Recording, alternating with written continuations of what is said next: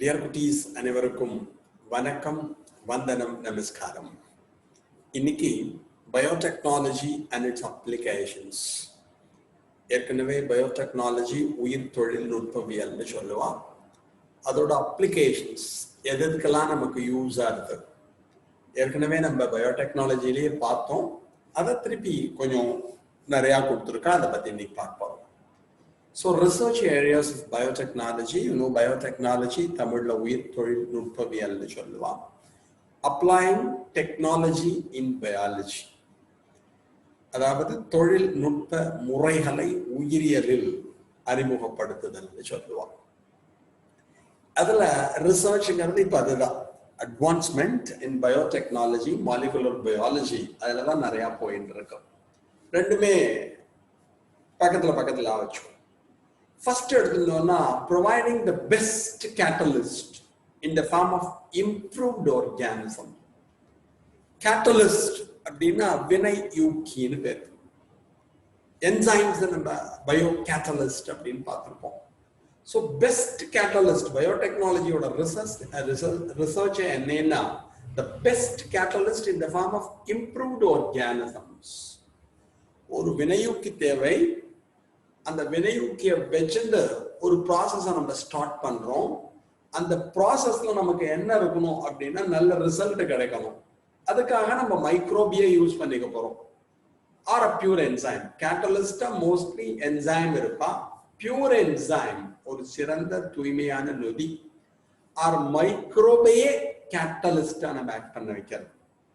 இப்போ for example, உனக்கே தெரியும் பயோ ரெமிடியேஷன் கேள்விப்பட்டிருப்பேன். பயோ ரெமிடியேஷன் அப்படின்னு சொன்னா clearing the environmental pollution with the help of biological option சொல்லுவான்.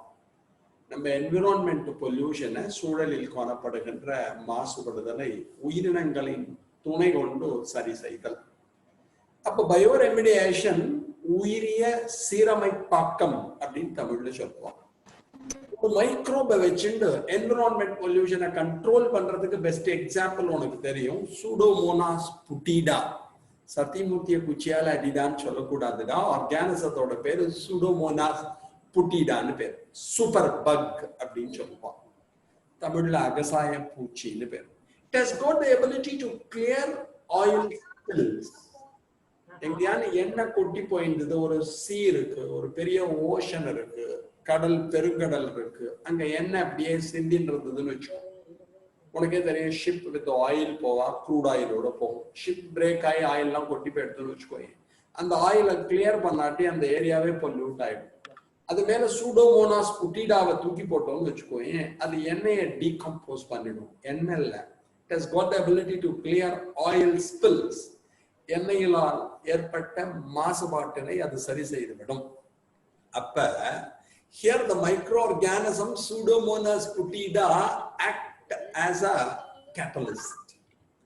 இது மாதிரி நம்ம பண்ணலாம். அத ஒண்ணு முக்கியமா ஞாபகம் வச்சுக்கோ. என்னப்பா? ரைட். அப்ப ஃபர்ஸ்ட் என்ன பண்றோம் அப்படின்னா, கேட்டலிஸ்ட் ஒன்னு இருக்கு. கேட்டலிஸ்டா யார் இருக்கலாம்? மைக்ரோப் இருக்கலாம், ஒரு என்சைம் இருக்கலாம். அந்த மைக்ரோபா இருக்கட்டும், என்சைமா இருக்கட்டும், ஆக்ட் பண்ணணும்னா ஒரு கண்டிஷன் வேணும், ஒரு சூழல் தேவை. Creating optimal conditions through engineering for a catalyst act. Normal engineering டெக்னாலஜியில நம்ம ஃபெர்மெண்டர் ஆர் பயோரியாக்டர்னு ஒன்று ப்ரொடியூஸ் பண்ணி, அது உள்ள ஒரு என்விரான்மெண்ட்டை ப்ரொடியூஸ் பண்ணி அதுல மைக்ரோபை ஆக்ட் பண்ண வச்சு we are getting single cell protein. தனி செல் புரதத்தை க்ரோ பண்றோம், ஈஸ்ட் க்ரோ பண்றோம், ஆல்கஹால் ப்ரொடியூஸ் பண்றோம், இன்டர்ஃபெரான் ப்ரொடியூஸ் பண்றோம், இன்டர்லூக்கின், எதை வேணாலும் பண்ணலாம். Next is downstream processing technology to purify the protein or organic compound. இந்த நிகழ்வின் மூலமாக நமக்கு ஒரு புரதம் கிடைக்கிறது அல்லது ஒரு ஆர்கானிக் கரிம பொருள் கிடைக்கிறது. It should be purified. அது தூய்மையாக்கப்பட வேண்டும். டிஸ்டிலேஷன் மூலமாக பண்ணலாம். நிறைய ப்ராசஸ் படிச்சிருக்கோம். Upstream process, downstream process. அது ரெண்டே எங்க படிச்சோம்னா ஃபெர்மெண்டர் ஆர் பயோரியாக்டர் படிக்கிறப்பே படிச்சோம். So the downstream process ferment ஆறல நமக்கு resulting product ஒரு protein கிடைச்சிடுறது or organic compound கிடைச்சிடுறது அந்த புரதமோ அந்த கரிம மூலக்கூறோ it should be purified அந்த purifiedக்கு நம்ம என்ன பண்றோம் downstream process so அப்ப பயோடெக்னாலஜியோட ரிசர்ச் எதுல போயின்னு இருக்கு அப்படின்னா நமக்கு ஒரு மைக்ரோப் வேணும் ஒரு கேட்டலிஸ்ட் வேணும் ஒரு வினையூக்கி வேணும் அந்த கேட்டலிஸ்ட் ஆக்ட் பண்ணணும்னா ஒரு ஆப்டிமம் கண்டிஷன் வேணும் ஒரு சூழல் தேவை ரிசல்டன்ட் ப்ராடக்ட் நமக்கு கிடைச்சிடுறது அந்த ப்ராடக்ட் இருக்கு பாருங்களே கிடைத்த விலை பொருள் இருக்கு பாருங்க இட் ஷுட் பி பியூரிஃபைட் தூய்மையாக்கப்பட வேண்டும் இதுலதான் பயோடெக்னாலஜியில நிறைய ரிசர்ச் பண்ணிட்டு இருக்கா அப்படிங்கறத முக்கியமா ஞாபகம் வச்சுக்கோ ஓகேயா ஃபர்ஸ்ட் இதை நோட் பண்ணிக்கோ அடுத்தது அப்புறமா போலாம் ஓகேடா தாங்க இது பயோடெக்னாலஜி அக்ரிகல்ச்சர்ல எப்படி ஹெல்ப் பண்றது அப்ளிகேஷன்ஸ் இன் அக்ரிகல்ச்சர் விவசாய துறையிலே எவ்வாறு பயன்படுகிறது நம்மளுக்கு இதான் முக்கியம் ரீசன் எதுவும் இல்லை பாப்புலேஷன் அப்படி இன்க்ரீஸ் ஆகிட்டே இருக்கு அத்தனை பேருக்கும் ஃபுட்டை ப்ரொவைட் பண்ணணும் ஸோ அக்ரிகல்ச்சரை பொறுத்த வரையும் biotechnology helps to increase food production உற்பத்தியானது உணவு உற்பத்தியானது அதிகரிக்கப்பட வேண்டும் அது எப்படி பண்ண போறோம் ஜெனரலி ஃபுட் ப்ரொடக்ஷன் 3 மெத்தட்ல பண்றோம் ஒன்னு அக்ரோ கெமிக்கல் பேஸ்ட் அதாவது வேதிப்பொருட்கள் ஃபெர்டிலைசரை வச்சுண்டு பெஸ்டிசைட்ஸை வச்சுண்டு நம்மளோட ஈல்டை இன்க்ரீஸ் பண்றது கிரீன் ரெவல்யூஷன்ல அதான் பண்ணலாம் பசுமை புரட்சி வந்தப்ப நிறைய ஃபர்டிலைசர் யூஸ் பண்ணி பெஸ்டிசைட் யூஸ் பண்ணி ஹெர்பிசைட் யூஸ் பண்ணி the yield is increased yield is tripled ஒரு தடவை இல்ல ரெண்டு தடவை இல்ல கிரீன் ரெவல்யூஷன் போதும் நிறைய ஏன்னா பாப்புலேஷன் ஜாஸ்தியா இருந்தா அத்தனை பேரையும் ஃபீட் பண்ணி ஆகணும் அத்தனை பேருக்கு சாதம் போட்டானும் எல்லாரும் சாப்பிட்டானும் சர்வைவ் பண்ணி ஆகணும் உனக்குலாம் தெரியும் 1900 வாட்ல நம்ம இந்தியாலலாம் உனக்கு அவ்வளவு பஞ்சம் வந்தது நிறைய பேர் ஃபுட் இல்லாமே செத்து போனாலும் இப்போ உனக்கு தெரியும் சோமாலியா எத்தியோப்பியா கண்டிஷன் தான் எப்படி இருக்குன்னு சொல்லிட்டோம் அப்ப எதை எடுத்திருந்தாலும் அக்ரிகல்ச்சர்ல we need more yield நிறைய இருந்தால்தான் ஃபுட் நிறைய கிடைக்கும் அத்தனை பேரையும் ஃபீட் பண்ண முடியும் அதுக்காக at the time of green revolution we used agrochemicals the fertilizers the herbicides the weedicides the pesticides எல்லாத்தையும் யூஸ் பண்ணோம் செயற்கை உரங்களை பயன்படுத்தி பூச்சிக்கொல்லிகளை பயன்படுத்தி களைக்கொல்லிகளை பயன்படுத்தி the yield is increased அது agrochemical based second is organic using biofertilizers உயிரி உரங்களை பயன்படுத்துதல் fertilizers of biological origin are known as biofertilizers உரங்கள் உயிரினங்களிடமிருந்து பெறப்பட்டது என்றால் அதை நாம் biofertilizers உயிரி உரங்கள் என்று அழைப்போம் பாக்டீரியா உனக்கு தெரியும் atmospheric nitrogen fixing soil bacterium Azotobacter clostridium வளிமண்டல நைட்ரஜனை நிலைப்படுத்துகின்ற Azotobacter clostridium அதை நிறைய போட்டு இன்க்ரீஸ் பண்ணலாம் root nodule bacterium rhizobium வச்சுக்கலாம் வேர்முண்டு வாழ் bacterium which lead symbiotic association ஏற்கனவே படிச்சிருப்பேன் கூட்டுயிரி வாழ்க்கை முறையில் வரக்கூடியது அதை இந்த இடத்துல நீங்க வச்சுக்கலாம் then blue green algae nostoc anabina oscillatoria limbaya நீலப்பச்சை பாசி சைனோபாக்டீரியம் சொல்லுவோம் அவால வச்சு நம்ம இன்க்ரீஸ் பண்ணிக்கலாம் அதே மாதிரி அசோலா பின்னேட்டா அப்படின்னு ஒரு பிளான்ட் இருக்கு அதோட லீஃப்ல எடுத்துட்டோம்னா அனபீனா அசோலே அப்படின்னு ஒரு ப்ளூ கிரீன் ஆல்கே இருக்கும் நீலப்பச்சை பாசி அதை வச்சு இன்க்ரீஸ் பண்ணலாம் mycorrhiza the association of fungal mycelium with the roots of higher plants பூஞ்சைகளின் வேர்களுக்கும் பூஞ்சைகளின் மைசீலியத்திற்கும் உயர் தாவர வேர்களுக்கும் இடையே காணப்படுகின்ற ஒரு கூட்டுயிரி வாழ்க்கை முறை மைகாஸ் அப்படின்னா ஃபங்கஸ்னு அர்த்தம் ரைசானா ரூட்னு அர்த்தம் the association of fungal mycelium with the roots of higher plants பூஞ்சைகளின் மைசீலியத்திற்கும் உயர் தாவர வேர்களுக்கும் காணப்படுகின்ற ஒரு கூட்டுயிரி வாழ்க்கை முறை எக்டோமைகோரைசா எண்டோமைகோரைசா எக்டெண்டோமைகோரைசா வெசிகுலர் ஆர்பஸ்குலர் மைகோரைசான நிறைய பேர் இருக்கு அதை வச்சு இன்க்ரீஸ் பண்ணிக்கலாம் so that இந்த மாதிரி green manures பசுந்தால் உரம் அப்படின்னு சொல்லுவாங்க அதெல்லாம் நீ கேள்விப்பட்டிருப்பேன் இந்த green manures எடுத்துட்டோம்னா மோஸ்ட்லி green manure யூஸ் பண்றது என்னன்னா the leguminous plants அதை யூஸ் பண்ணுவாங்க அதாவது லெகுமினேசி குடும்பத்தை சார்ந்த தாவரங்கள் green manures Crotalaria Jantia Sesbania Egyptiaca அது மாதிரி நிறைய இருக்கு Sesbania prostrata like that அதெல்லாம் நம்ம யூஸ் பண்ணிக்கலாம். அதெல்லாம் வந்து ஆர்கானிக்ல வரும். Then genetically engineered crop based agriculture, இதான் இப்ப, அதாவது மரபு மாற்றி அமைக்கப்பட்ட தாவரங்களின் மூலம் விவசாயம் செய்தல், GMOs சொல்லுவா, genetically modified organism, மரபு மாற்றி அமைக்கப்பட்ட தாவரங்கள். More than 50 different types of transgenic plants சொல்லுவோம், அயல் ஜீன்கள் புகுத்தப்பட்ட தாவரங்கள் சொல்லுவோம். டைகாட் இருவித்திலையிலும் உருவாகி இருக்கிறது, மோனோகாட் ஒருவித்திலை தாவரங்களிலும் உருவாக்கப்பட்டிருக்கிறது. They are genetically modified, that is ஜீன்கள் மாற்றி அமைக்கப்பட்ட தாவரம். அதுதான் இப்ப நிறைய பண்ணிட்டு இருக்கு. இப்ப கிரீன் ரெவல்யூஷன்ல என்னாச்சு, ஃபுட் ஈல்டு நிறைய ஆச்சுன்னு சொன்னேன். பசுமை புரட்சியில் நம்ம ஊர்ல MS Viswanathan, MS Swaminathan sir தெரியும், நமக்கு பெருமை தமிழ்நாட்டுக்காரர். இந்த கிரீன் ரெவல்யூஷன் அதுக்கு காரணமா இருந்தது நம்பூரை பொறுத்தவரையும், இந்தியாவை பொறுத்தவரையும் MS சுவாமிநாதன் அப்படிங்கிறது தெரியும். மெட்ராஸ்ல MS சுவாமிநாதன் ரிசர்ச் சென்டர்னே இருக்கு. அவர் இப்ப என்ன பண்ணிட்டு இருக்காரு அப்படின்னா, நம்ம தமிழ்நாடு இந்தியா முழுக்க இருக்கக்கூடிய சீட்ஸ் எல்லாம் கரெக்ட் பண்ணி சீட் பேங்க், ஜீன் பேங்க் அதெல்லாம் நிறைய பண்ணிட்டு இருக்காரு. அதெல்லாம் ரொம்ப தெரியும், அவரோட ஒர்க்கை பத்தி உங்களுக்கு தெரியும், அதெல்லாம் நீங்க ஞாபகம். அப்ப அந்த கிரீன் ரெவல்யூஷன் நம்ம ஊர்ல வந்தப்ப நிறைய ஈல்டு கிடைச்சது. என்ன அப்படின்னு சொன்னா உனக்கு தெரியும், கிராப் வெரைட்டிஸ் இம்ப்ரூவ்டா இருந்தது, நல்ல உயர்தர தாவரங்கள் பயன்படுத்தப்பட்டன. பெட்டர் மேனேஜ்மெண்ட் பிராக்டிசஸ், நல்ல முறையில எப்படி வாட்டரை எப்படி தரணும் அதெல்லாம் பார்த்துட்டோம். அண்ட் யூஸ் ஆஃப் அக்ரோகெமிக்கல்ஸ், ஃபெர்டிலைசர்ஸ், செயற்கை உரங்கள் அதிகமாக பயன்படுத்தப்பட்டன. பெஸ்டிசைட்ஸ், பூச்சிக்கொல்லிகள் அதிகமாக பயன்படுத்தப்பட்டன. ஹெர்பிசைட்ஸ், களைக்கொல்லிகள் அதிகமாக பயன்படுத்தப்பட்டன. இதுல என்ன ப்ராப்ளம் அப்படின்னா, அக்ரிகல்ச்சர் இஸ் எக்ஸ்பென்சிவ். அது மாதிரி பண்றப்ப நிறைய செலவு ஜாஸ்தியாச்சு. விவசாயி சொல்லுவா கிராமத்துல,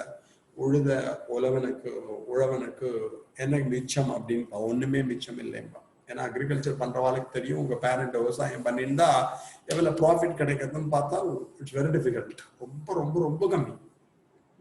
அப்ப எக்ஸ்பென்ஸ் ரொம்ப நிறைய ஆகுது, அதுக்கு தகுந்த ஈல்டு கிடைக்கல. ஸோ இதெல்லாம் எப்படி நம்ம சால்வ் பண்றது? The only way to overcome all these things is genetically modified organisms or GMOs. Biotechnology மூலமா, genetic engineering மூலமா, transgenism மூலமா நம்ம என்ன பண்ணணும், yield increase பண்ணியாகணும். அது GMOs சொல்லுவோம். உனக்கே தெரியும், foreign gene introduced to plants or organisms are known as genetically modified organisms or transgenic organisms or transgenic plants. அயல் ஜீன்கள் புகுத்தப்பட்ட தாவரங்களை நாம் டிரான்ஜெனிக் தாவரங்கள் என அழைக்கிறோம். அந்த டிரான்ஜெனிக் தாவரத்தோட அட்வான்டேஜஸ் என்ன, அதுதான் இங்க பார்க்கணும் ரொம்ப முக்கியமா. இதோட அட்வான்டேஜஸ் என்ன இருக்கு, நமக்கு என்னென்னலாம் பண்ணலாம், அது இங்க கொடுத்துருக்கோம். Genetic modification has made crops more tolerant to abiotic stress. உயிரற்ற காரணிகளால் ஏற்படுத்தப்படுகின்ற அழுத்தத்தை குறைத்தல். கோல்டு, குளிர்ச்சியினால் தாவரத்துக்கு பிரச்சனை வரலாம். டிராட், வறட்சியினால் பிரச்சனை வரலாம். சால்ட், உப்பினால் பிரச்சனை வரலாம். ஹீட், வெப்பத்தினால் பிரச்சனை வரலாம். We should overcome all these things. அப்ப cold resistant, drought resistant, salt resistant or saline tolerant, heat resistant plant எல்லாம் ப்ரொடியூஸ் பண்ணணும். அதுக்கு இந்த genetic engineering is somewhat useful. அதாவது குளிர்ச்சியினால், வறட்சியினால், வெப்பத்தினால், உப்பினால் ஏற்படக்கூடிய பிரச்சனைகள், அதுக்கெல்லாம் டாலரண்ட், இதெல்லாம் ஏபயோட்டிக் ஃபேக்டர்ல வருவோம், உயிரற்ற காரணிகள். இப்போ ஃபார் எக்ஸாம்பிள் வாட்டர் வச்சுக்கோங்க. இப்போ சலைன் டாலரண்ட் நம்ம எது வச்சுக்கோம், ஃபர்ஸ்ட் எக்ஸாம்பிள் ட்ராட் வச்சுக்கோம். நம்ம ஊர்ல இருக்க பேடிக்கு நிறைய வாட்டர் வேணும். ராஜஸ்தான்ல இருக்க பேடிக்கு கொஞ்சோண்டு வாட்டர் இருந்தால் போதும். நம்ம ஊர்ல இருக்க தாவரத்துக்கு நிறைய நீர் தேவை. பட் ராஜஸ்தான்ல எடுத்தோம்னா அங்க நெல் செடி இருந்ததுன்னா அதுக்கு நீர் கம்மியா இருந்தா போதும். Because they possesses drought resistant gene. வறட்சியை தாங்கக்கூடிய ஜீன்களை அவை பெற்றிருக்கும். இப்ப நம்ம ஊர்ல வாட்டர் கம்மியா இருப்ப, நம்ம ஊர்ல ட்ரை ஏரியால நம்ம பேடி கல்டிவேட் பண்ணணும்னு ஆசைப்பட்டோம்னா, அங்க இருக்கிற drought resistant ஜீன் எடுத்து நம்ம ஊர் நெல்லு செடியில இன்ட்ரடியூஸ் பண்ணிட்டோம்னு வச்சுக்கோயே, இங்க என்ன ஆகும்னா கொஞ்சோண்டு வாட்டர்ல என்ன க்ரோ ஆகும். So that we are genetically modifying the organism by introducing foreign genes. அது மாதிரி drought resistant எல்லாத்தையுமே நம்மளால உண்டாக்க முடியும். செகண்ட் எடுத்தோம்னா பெஸ்ட் ரெசிஸ்டன்ட் கிராப்ஸ், அதை பத்தி பார்க்க போறோம். பூச்சி தாக்குதலில் இருந்து தப்பிக்கக்கூடிய தாவரங்களை நாம் உண்டாக்க வேண்டும். Reduce post harvest loss. விவசாயம் முடிச்சோன்னா ஈல்டு கிடைக்கிறது, அதுக்கப்புறம் லாஸ் நிறைய இருக்கும். தக்காளி பழம் உனக்கே தெரியும், தக்காளி பழம் என்னாகும், ரொம்ப சீக்கிரமா ரைப்பன் ஆகும். உடனே விற்கலன்னு வச்சுக்கோ, டொமேட்டோ ஃபார்மருக்கு லாஸ். அந்த தக்காளி பழம் பழுக்கிறத டிலே பண்ணிட்டோம்னு வச்சுக்கோ, ஏன் பின்னாடி படிப்போம் ஆன்டிசென்ஸ் ஆர்என்ஏ அதை இன்ட்ரடியூஸ் பண்ணோம்னா தக்காளி பழம் பழுக்கிறது கொஞ்சம் டிலே ஆகும். தக்காளி ரைப்பன் ஆகிறது டிலே ஆச்சுன்னா ரொம்ப நாள் நம்மளால ஸ்டோர் பண்ண முடியும், வேற ஒரு இடத்துக்கு டிரான்ஸ்போர்ட் பண்ண முடியும். அப்ப தக்காளி பழத்துல பழுக்கிறது ரைப்பனிங் டிலே ஆயிடுதுன்னா ரொம்ப நாள் நம்மளால ஸ்டோர் பண்ண முடியும், ஈஸியா டிரான்ஸ்போர்ட் பண்ண முடியும். அப்ப ஃபார்மருக்கு லாஸ் வராது. இது மாதிரி நிறைய ஒர்க் எல்லாம் பண்ணிட்டு இருக்காங்க. இதெல்லாம் it's going on in biotechnology. அப்புறம் எடுத்துட்டோம்னு வச்சுக்கோங்களேன், நீ எக்ஸ்ட்ராவா இதுல தெரிஞ்சுக்க வேண்டியது போறதுக்கு முன்னாடி increased efficiency of mineral usage by plants. பிளான்ட்டுக்கு வாட்டர் மட்டும் முக்கியம் இல்லை, அதோட சேர்த்து மினரல் தாது பொருட்களும் செல்கின்றன. அதை ப்ராப்பரா யூஸ் பண்ணிக்கிறதா அதை நம்மளால இன்க்ரீஸ் பண்ண முடியும். எல்லாத்தோட முக்கியம் enhanced nutritional value of food. உணவின் தரத்தை அதிகரித்தல், சத்துக்களை அதிகரித்தல். உங்களுக்கே தெரியும், கோல்டன் ரைஸ்னு ஒன்று கேள்விப்பட்டிருப்பேன், தங்க அரிசி அப்படின்னு சொல்லுவாங்க. It is enriched with vitamin A. அதில் வைட்டமின் ஏ அதிகமாக காணப்படுகிறது. டேஃபடல் அப்படின்னு ஒரு plant, it is enriched with beta carotene. அது விட்டமின் ஏயோட பேஸ். சயின்டிஸ்ட் இப்போ என்ன பண்ணிட்டோம் அப்படின்னா, டேஃபடல் அப்படின்னு ஒரு பிளான்ட்ல இருந்து இந்த பீட்டா கேரோட்டின் ஜீனை ஐசோலேட் பண்ணி நெல்லு செடியில இன்ட்ரடியூஸ் பண்ணிட்டான் த்ரூ அக்ரோபாக்டீரியம் டுமிஃபாசியன்ஸ் பாக்டீரியா. அப்ப இது மாதிரி டேஃபடல்ல இருந்து ஒரு ஜீனை எடுத்து பேடியில இன்ட்ரடியூஸ் பண்றப்ப அது கோல்டு கலர்ல இருக்கு, கோல்டன் ரைஸ் அப்படின்னு சொல்லுவா. It is enriched with vitamin A. இது மாதிரி நிறைய நம்மளால பண்ண முடியும். இதெல்லாம் இந்த பயோடெக்னாலஜியில டிரான்ஸ்ஜெனிசத்துல இருக்கக்கூடிய அட்வான்டேஜஸ் அப்படிங்கிறத ஞாபகம் வச்சுக்கோ. ஓகேயா டியர் ஸ்டூடெண்ட்ஸ்? இப்ப அதோட கண்டினியூவேஷன் நம்ம பார்க்க போறது பெஸ்டிசைட் ரெசிஸ்டன்ஸ் ஒரு ஆர்கானிசத்துல எப்படி டெவலப் பண்றது, அதை பத்தி பார்க்க போறோம். கொஞ்சம் நல்லா கவனிச்சுக்கோ. How the pesticide resistance is developed in plants. Pesticide அப்படின்னா தமிழ்ல பூச்சிக்கொல்லி அப்படின்னு சொல்லுவாங்க. Bacillus thuringiensis is a very good biopesticide. மிகச்சிறந்த உயிரி பூச்சிக்கொல்லியாக இருப்பது Bacillus thuringiensis என்று அழைக்கப்படுகின்ற ஒரு பாக்டீரியாவாகும். அதுக்கு முன்னாடி ஒரு குழந்தை கொலஸ்ட்ரின் அப்படின்னு ஒரு மெசேஜ் பண்ணியிருந்தா, அது ஒன்றும் இல்லப்பா, ஒரு antibiotic obtained from Bacillus species, Bacillus polymyx or something.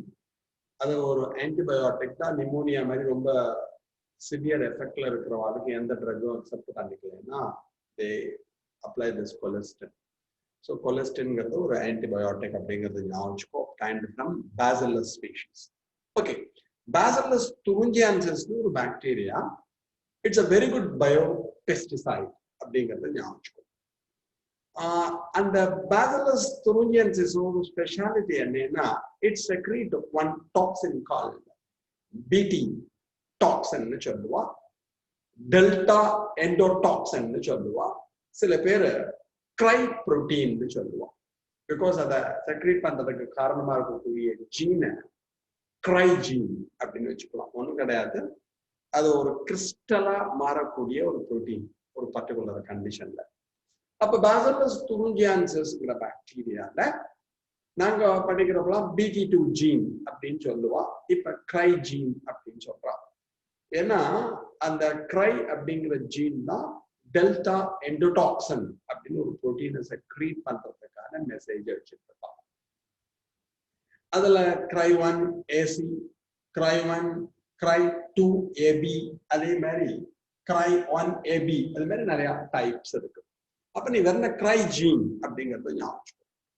இந்த கிரை ஜீனோட ஸ்பெஷாலிட்டி என்னன்னா, it control cotton bollworms, corn borers, இதெல்லாம் அதை கண்ட்ரோல் பண்ணும். அதே மாதிரி இதோட ஸ்பெஷாலிட்டி என்னன்னா, இதுல இருக்கக்கூடிய டாக்ஸின் என்ன பண்ணுவான்னா சில பூச்சிகளை சாகடிப்பாங்க. டுபாக்கோ பட் வார்ம், புகையிலையோட மொட்டை திங்கக்கூடிய வார்ம் புழுக்களை சாகடிப்பார்கள். ஆர்மி வார்ம் என்று அழைக்கப்படுகின்ற ஒரு வார்மை சாகடிப்பாங்க. கோலியோப்டெரான்னு படிச்சிருப்பேன், பீட்டில்ஸ் வரக்கூடிய குரூப், அந்த அவங்கள சாகடிப்பாங்க. தென் டிப்டீரியா, டிப்டெரா அப்படின்னு படிச்சிருப்பேன், அதான் டிப்டெரன்ஸ்ல கொடுத்துருக்கோம். அந்த ஃபிளைஸ், பூச்சிகள், மஸ்கிட்டோஸ், கொசுக்கள், அதெல்லாம் இது சாகடிக்கக்கூடிய திறனை பெற்றிருக்கும். It has got the ability to kill all these things. After Bacillus thuringiensis is a very good biopesticide. மிகச் சிறந்த ஒரு பூச்சிக்கொல்லியாகும். அவள்கிட்ட இருக்கிற ஜீனை க்ரை ஜீன் சொல்லலாம், RBT2 ஜீன் சொல்லலாம். அவ ஒரு புரோட்டீனை செக்ரீட் பண்றதுக்கான மெசேஜ் வச்சிருப்பான். அது செக்ரீட் பண்ற புரோட்டீனை டெல்டா எண்டோடாக்சின் வச்சுக்கோ, ஆர் க்ரை புரோட்டீன் வச்சுக்கோ. அதுல நிறைய பேர் இருக்கா, க்ரை1 ஏசி, க்ரை2 ஏபி, க்ரை1 ஏபி, அது மாதிரி நிறைய இருக்கா. உங்க புக்ல NCERT புக்லயே அதுல கொடுத்துருக்கான். க்ரை1 ஏசி, க்ரை2 ஏபி ரெண்டு பேரும் காட்டன் பால் வார்ம்ஸ், பருத்தி பால் வார்ம் அப்படின்னு சொல்லுவா, அதை சாகடிக்கும். க்ரை1 ஏபி எடுத்துனோம்னா கார்ன் போரர், ஸ்வீட் கார்ன் சாப்பிட்றது பாருங்க, இந்த என்ன சொல்லுவோம் சோளம், அந்த சோளத்தை துளைகளை இடும் கார்ன் போரர்ஸ், அதெல்லாம் சாகடிக்கும் திறனை பெற்றிருக்கும். அதை தவிர என்னென்ன இன்செக்ட் பார்த்துக்கும், நிறைய இன்செக்டை சாகடிக்கும். அதே மாதிரி கொலியோப்டெரன்ஸ் அதை சாகடிப்பா, டிப்டெரன்ஸ் லார்வா அதெல்லாம் சாகடிக்கும் திறனை பெற்றிருக்கும். எப்படி சார் அந்த பேசிலஸ் துரிஞ்சியன்சிஸ்க்கு இந்த எபிலிட்டி இருக்கிறத scientist கண்டுபிடிச்சான். Now scientists isolated the gene from Bacillus thuringiensis and introduced into the system of brinjal, rice, tomato, potato, soybean, mustard. எல்லாத்துலயும் அதை இன்ட்ரோடியூஸ் பண்ணிட்டான் அறிவியல் அறிஞர்கள். Bacillus thuringiensisல இருந்து க்ரை ஜீனை தனிமைப்படுத்தி ஒரு வெக்டர் கடத்தி மூலமாக, கடத்தி அக்ரோபாக்டீரியம் டூமிஃபேசியன்ஸ் நம்ம வச்சுக்கலாம், அதன் மூலமாக கத்திரிக்காயில இன்ட்ரடியூஸ் பண்ணிட்டான், நெல்லு செடியில இன்ட்ரடியூஸ் பண்ணிட்டான், தக்காளியில இன்ட்ரடியூஸ் பண்ணிட்டா, உருளைக்கிழங்குல இன்ட்ரடியூஸ் பண்ணிட்டா, சோயாபீன்ஸ்ல இன்ட்ரடியூஸ் பண்ணிட்டா. அதுக்கெல்லாம் என்ன பேரு, பிடி பிரிஞ்சால், பிடி rice, BT tomato, BT cotton, cotton பருத்தியில இன்ட்ரடியூஸ் பண்ணிருக்கா, சோயாபீன்ஸ் எல்லாத்துலயும் இன்ட்ரடியூஸ் பண்ணிருக்கா. அது என்ன பண்ணும் அதான் இங்க வேணும், அதான் இந்த இடத்துல கொடுத்துருக்கேன். BT toxin இருக்கு எங்க இருக்கு, BT2 gene or the cry gene is in the system of all these organisms, all these plants. அவ எல்லாருக்கும் என்ன சொல்லலாம், GMOs, genetically modified organism சொல்லலாம், ஜீன் மாற்றி அமைக்கப்பட்ட உயிரினம் சொல்லலாம், டிரான்ஜெனிக் ஆர்கானிசம், அயல் ஜீன்கள் புகுத்தப்பட்ட ஆர்கானிசம் சொல்லலாம். ஃபார் எக்ஸாம்பிள் BT காட்டன் இருக்குன்னு வச்சுக்கோ, அந்த காட்டனை கடிக்கிறதுக்கு பூச்சி வருதுன்னு வச்சுக்கோ. அங்க படிக்கிறப்ப பழைய சிலபஸ் எல்லாம் மேண்டுட்டா, செக்ஸ்டா அப்படின்னு ஒரு பூச்சியை பத்தி கொடுத்துருப்பான். ஏதோ ஒரு இன்செக்ட் வருது, இந்த குரூப்ல இருக்கக்கூடிய இன்செக்ட் வந்து கடிக்க வருது. கடிக்க வரப்ப என்ன ஆகும் அப்படின்னா, க்ரை ஜீன் இருக்கிறதுனால அந்த பிளான்ட்ல என்ன ஆகும், காட்டன் பிளான்ட் எடுத்துட்டோம்னா அதுல என்ன ஆகும்னா டெல்டா எண்டோடாக்சின் ப்ரொடியூஸ் ஆகும். அது பூச்சி கடிக்கிறப்ப அதோட சிஸ்டத்துக்கு உள்ள போகும். அதெல்லாம் பூச்சியோட லார்வா கடிக்கிறப்ப அதோட சிஸ்டத்துக்கு உள்ள போகும். அந்த BT டாக்ஸின் என்னவா இருக்கும்னா, இட் இஸ் இன்ஆக்டிவ் புரோட்டோடாக்சின், செயலற்ற ஒரு புரோட்டோடாக்சினாக இருக்கும். அந்த பூச்சியோட லார்வா கடிக்கிறதுன்னு வச்சுக்கோங்க, அதோட அலிமெண்டரி கெனால், உணவு பாதைக்கு போகும். உணவு பாதையில போறப்ப அங்க இருக்க என்சைம்ஸ் இருக்கா பத்தியோட கட், அதனுடைய உடற்குழியில் காணப்படுகின்ற என்சைம்ஸ் என்ன பண்ணுவா, என்சைம்ஸ் வேண்டாம் நம்ம வேற மாதிரி வச்சோம், pH, அதுல என்சைம் செக்ரேட் ஆகும். ஆறு கட்டுல உனக்கு அலிமெண்டரி கெனால்ல நொதிகள் வருங்கிற மாதிரி இந்த செக்ரீஷன்ஸ் இருக்கும், சுரப்புகள் காணப்படும். அந்த சுரப்புல இருக்கிறப்ப என்ன ஆகும், ஆல்கலைன் pH இருக்கும். எங்க அந்த டைஜஸ்டிவ் ட்ராக்ட்ல அலிமெண்டரி கெனால்ல உணவு பாதையில என்ன இருக்கும், ஆல்கலைன் pH இருக்கும். அசிடிக் உனக்கு அமிலத்தன்மை சொல்லுவோம், ஆல்கலைன் காரத்தன்மை. அப்ப என்ன ஆகும்னா, இன்ஆக்டிவ் புரோட்டோடாக்சின் கிறிஸ்டல்ஸை கன்வெர்ட் ஆகும். ஸோ இன்ஆக்டிவா இருக்கிறது ஆக்டிவா மாறும். ஸோ செயலற்ற நஞ்சானது செயல்படும் நஞ்சாக மாறும். அது கிறிஸ்டல் மாதிரி இருக்கும். படிகம் போன்று காணப்படும். It binds to the surface of the midgut epithelium. Epithelial tissue அதனுடைய நடு குடற்பகுதியில் காணப்படுகின்ற எபித்தீலியத்தோடு அது போய் ஒட்டிடும். And create pores. அந்த பகுதியிலே துளைகளை ஏற்படுத்தும். அப்ப இந்த ஆர்கானிசம், இந்த இன்செக்ட் என்ன ஆகும், அதனுடைய லார்வா என்ன ஆகும், swells, lyses and death. அது பெருசாகி செதஞ்சு போய் செத்து போடும் பூச்சி. ரொம்ப சிம்பிளா சொல்லணும்னா it tears the alimentary canal of the insect. இந்த டெல்டா எண்டோடாக்சின் என்ன பண்ணுவா, பூச்சியோட எலிமெண்டரி கெனால டிஆர் பண்ணிடுவா, எபிதீலியல் செல்லோட ஒட்டிண்டு வீங்கி போய் லைசிஸ் சிதைவடைந்து டெத் ஆஃப் த இன்செக்ட்.